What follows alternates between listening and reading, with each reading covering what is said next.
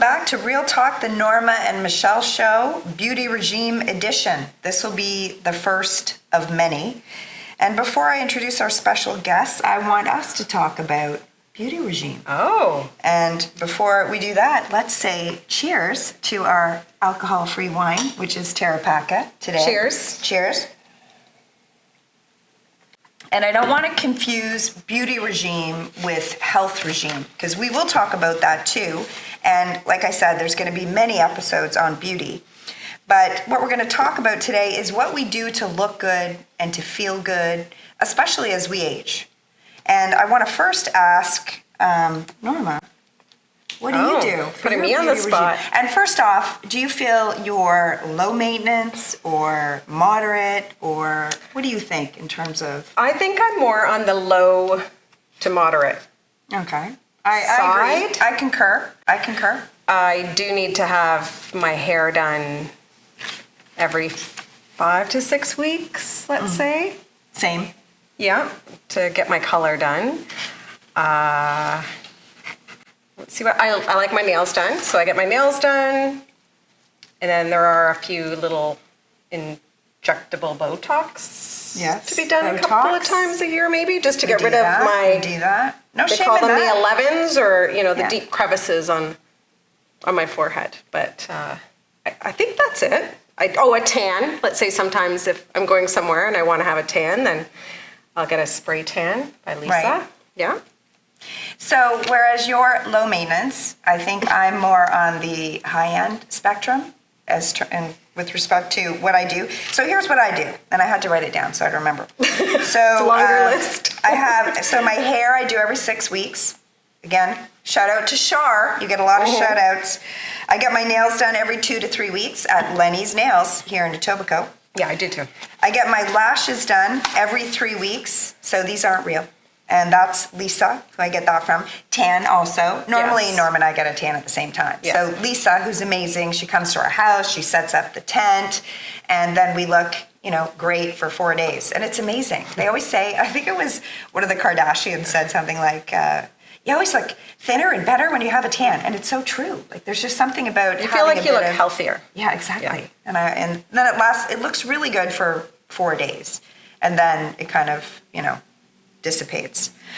I get Botox every 4 to 6 months. That's Dr. Graham.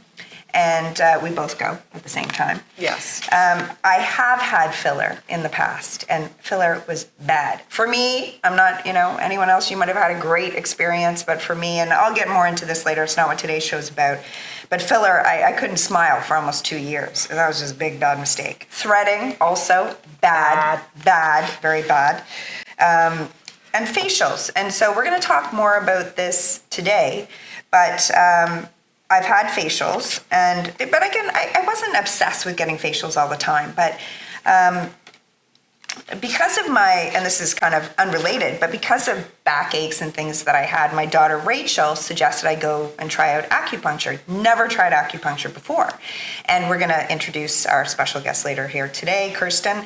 And while I was there, having acupuncture for the first time, which worked wonders, and cupping as well, she mentioned that she had a cosmetic procedure, facial acupuncture, and I was all over that. Bring it on. So, and I mean, it did amazing things. We're going to talk more about it.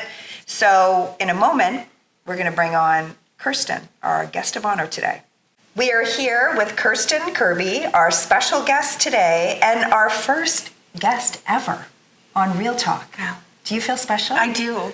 Good. I do. Good. I'm glad you feel special. We feel special for having you here. And Kristen, so I've known you when was the first time I came to you? I feel like it was last year, I want to say. Yeah, probably. So it's been a while. A little bit. And we've gotten to know each other. I've had lots of acupuncture and facial acupuncture, which we're going to talk about. But first, can you just tell us a bit about yourself? Well, I've been in acupuncture. So I just celebrated my 10-year anniversary this year, 2024. Cool. So that's when I graduated. So my modalities have been all over the place. I used to do sports therapy, and as I've grown and see my practice grow, I've realized that working with acupuncture, working with women has been something that I like to focus on. And I do well. I help women easier, let's say. But so with that, things have changed and adapted, and cosmetic just kind of came into my skew, I would say about 6 years ago. Okay. And I took some classes, I took some courses, and I realized that it was just a really great way to get new clients, sort of ease them into acupuncture, especially Western people. You're not used to putting needles in your body. No. And so we sort of, you feel good, you look good, you like the way it looks right away, and then you ask me more questions about how acupuncture can help your body. So this is sort of why I got into cosmetic, but I've been doing it for 10 years and I love acupuncture. I love natural ways to help your body holistically, and this is a great way to do it. And so that's kind of why I do it and Great. how long I've been doing it. And acupuncture and cupping. Are they normally like hand in hand, or do you have to get special training for both? I would imagine. I think that it's a long program. You're going to do 4 years if you're doing a practitioner's license for acupuncture. So with that, you're going to learn cupping. But because it's a big sort of elephant of medicine, there's years of research, years of practice. There's so many different modalities in there to learn. So you can dive into cupping way farther than what you're going to learn in school, absolutely. So there's some people that do specialize a little bit more with cupping. I do fire cupping, as you know. I love it. Yeah, right? We also use silicone, which a lot of PTs use, is silicone cupping. And they need to, physical therapists, I should say, and they need to have specialized training for that. And do you have to keep on do you constantly take training to be up on new things? Always. I have to keep my license, to ensure that I still have a license and I'm able to practice here in Ontario. Right. Every 2 years we have to commit to a certain amount of knowledge, just like doctors, nurses.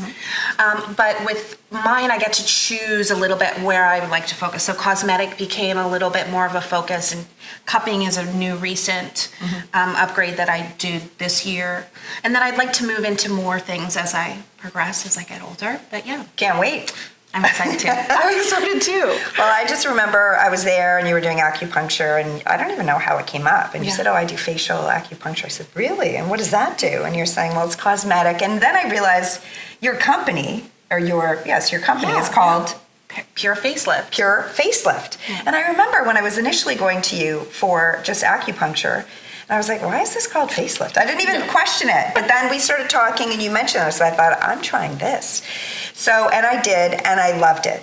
So can you explain the process of facial acupuncture or cosmetic acupuncture? Like, for instance, how long it takes, how many needles you put in, and how do you know where to put in the needles, that kind of stuff? Absolutely. So I did have training. So I do suggest that if you're going to go further with this, that you find somebody that had some commitment to schooling outside of their traditional training from school. So you have to learn the muscles of the face. You have to understand how they inflect and how they express, and what lines they'll create because of that expression or that flexion of the muscle. So that's a big learning curve as well. There's not a certain commitment of amount of needles. If you we talked about your face specifically, you wanted to prevent certain things from getting deeper. So, and that's okay. The amount of needles might increase if you say to me, I have this line that bothers me, I have these lines that bother me, all of this bothers me, then we're going to use more needles. So I definitely don't say you have to do anything. It's how the client feels, what their focus is, what they're looking for. Sometimes people are coming in for relaxation, so maybe they don't want as many on their needles. face. Yeah, because you're getting a wonderful massage. You remember, you get a nice massage. We do some cupping. Maybe we do some gua sha. You feel relaxed. We pop in a couple needles for preventative care, and then they feel great. You put the infrared on top, and you feel great, right? Cool. So there's never a set amount of anything. I definitely treat my clients like the individual. What we're doing is stimulating the tissues beneath the skin surface. Right. This is why it works. So it's sort of like microneedling, but just not as extreme. We could even say it's sort of like a facelift. It's just not as extreme, not as invasive. Right. And everything with acupuncture takes a little bit longer, but it's those subtle changes that happen over time. But approximately how many needles would you have put in my face? We can start from anywhere from 10, 15 up to 50. And I will tell you that I really didn't feel any pain. It's uncomfortable because it's something that you're not used to. But then once they're in there, you don't really feel it at all. And why don't you talk about these little babies here? So a part of the treatment is definitely specific on what we're focusing on: the eyes, the under the chin, maybe a little puffiness. So what modalities I might use to focus on such things will change, but I always like to have either a massage or gua sha or cupping. And so I like to give my first-time clients something to take home to be tactile with. It's sort of like homework. And these cups we use on Michelle because she likes to have the lift in her eye. So this is it's a smaller cup. It's never gonna leave little circles or marks, especially if you listen to your practitioner and do what she says. And we do use this little one to lift the eyebrow and then to go under the eye very gently to bring more circulation, to remove that water that will sort of stay underneath, make you look puffy, and to just rejuvenate the skin, bring some more brightness, bring some more lightness to the skin. This one I find is just a little bit bigger. This goes into the cheeks, under the chin. We can go down the neck and across the collarbone. And this one is more for lifting, removing water as well, and just bringing that color up to the face. So this is something that I do sometimes to prep before the needles go in, because we're going to get more circulation, more blood flow, and then we'll find what we're looking for with that result after your treatment. And at the end of my facial, what I remember is, it's not what I remember, it's what happens, is this infrared light. You put this infrared light on for how long? 20 minutes. 20 minutes? Yep. And it feels great. And at the end of it, my skin looks amazing. So I was talking to Kristen and I said, I'd like to get one of these things. And then you told me how much they were. And I said, okay, well, I can't afford that. That's for sure. But you said this is a great alternative. And this is the Kala, what is it? Light therapy mask. Kala is a great company. It's a Canadian company. Okay, so we love to support Canadian business. This is the other reason why I prefer this one. The price range is good. I think we can say under 600. Yeah, I think it was 500 or something. Norma and I bought it. We have joint custody of it. We bought it for each other for Mother's Day. So we have not used it yet. So we haven't even opened it. We just broke the seal today before we started today's podcast. So I love that. So why don't you kind of open it up and tell us what we're going to do? Because I'm going to take before and after pictures later of what happens. Okay, so this is why I suggested this Canadian first. Secondly, the price range. Thirdly, because they have a range of colors. So you want to look for that when you're buying your face mask. This one also has, I believe, over 600 different actual light bulbs. So that also makes a big difference, okay? And so it has 600 versus what was yours, which is kind of... Just over 7, and mine's professional. Mine's $2,000 professional machine, so it's made for people to use for all different body parts. This is made and designed just for the face. So this looks like it comes up really nice out of the box here. I don't want to hurt anything since it's your new baby. That's okay. Okay. This is the real veal. That's what we're doing here. I love that. This has this fun, nifty little straps in it. And then let's take this out. Okay. All right. It's right in front of my face, so let's go like this so we don't hit it. Be careful when... Doing this live. Right? Doing this live. Well, kind of live. But anyway. Also because this is their new model, so I haven't really even seen this one. So I like this, that you can have the eyes that are exposed, so that red light will damage your eyes. So if you, especially if you're getting into professional grade, I always put You always do. So what do I do when I'm putting that on? You don't have to worry about it because your eyes are going to be here through these holes, and so you're not going to be looking directly into the red light. Right, okay. Okay. You just said that and I didn't That's get okay, it my until you beauty. said it a second time, but now I get it. Okay. It's okay. We simplify things for you. Look, they have different option if you're in Europe and not in Europe, and then these little nifty things to protect your eyes even further. Cool. And then it looks like it just lights up regularly, so you just plug it in. So basically, I'm just putting this on my face, like this, You're gonna plug it in, and then these are little straps to tie it behind my head. hold it in, so make Okay. sure your hair is not done and you're ready to go. But I will not do my hair. I would with this. suggest that you do red light before you go out, like before you put your makeup on, Okay. because it just brightens you right up. And what would you say, because I know we have joint custody, so we can't do it all the time and every day. I love that. But what would be a good amount of use for this? So just to my clients is something like this, it will normally suggest it on the box. Okay. But this one, I would say 2 to 3 times a week. You don't need to do this every day. This also looks like it comes with eye protectors. So just to be extra safe, you could put the eye protectors on and then also the mask right on top. Okay. So then that's how you guys could share your custody. It would be 1 week with Norma and 1 week with Michelle. Yes, just like joint custody I used to have with my kids one weekend. Well, it was, anyway, close enough, doesn't matter.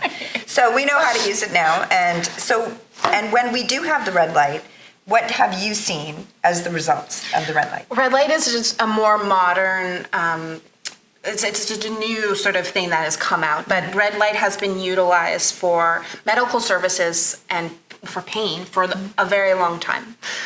You could go to a chiro, a physiotherapist, a massage therapy session, and you can have red light. If you have pain in your body, it will reduce the inflammation, it stimulates blood flow, it heals the skin the tissue underneath the skin. So that's this new concept, is that we're now putting it on our face, which is not something that we did before.